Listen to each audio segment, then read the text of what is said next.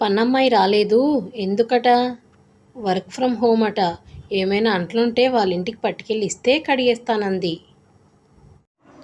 దేవుడికి మనం జుట్టు ఇస్తే గుండు అంటారు, దేవుడు మనకు గుండు ఇస్తే బట్టతల అంటారు.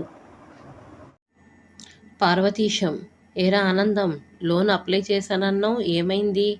ఆనందం: నిన్న బ్యాంక్ మేనేజర్ ఫోన్ చేసి పాన్ వివరాలు చెప్పు అన్నారు. నేను చెప్పాను. ఏమైందో తెలీదు, సీరియస్గా ఫోన్ పెట్టేసి కాసేపటి తర్వాత ఫోన్ చేసి మా బ్యాంక్లోనే కాదు ఇంకెక్కడ లోన్ రాకుండా చూసుకుంటామని చెప్పాడు. పార్వతీశం: అతనికి అంత కోపం తెప్పించేంత మాట ఏమన్నావు? ఆనందం: నేను ఏమీ అనలేదు.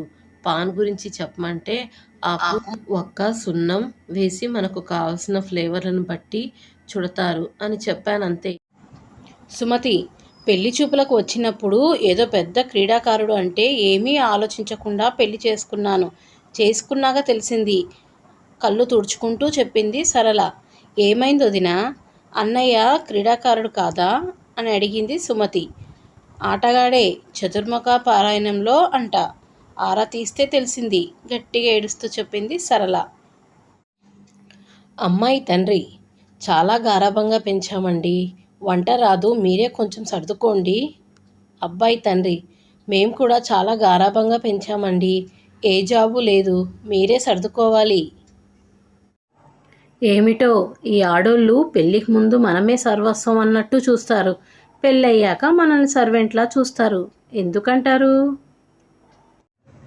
మా ఫ్రెండ్ ఎంత లక్కీ అంటే వాడి పాత లవర్ పేరు, పెళ్లి చేసుకున్న అమ్మాయి పేరు ఒకటే.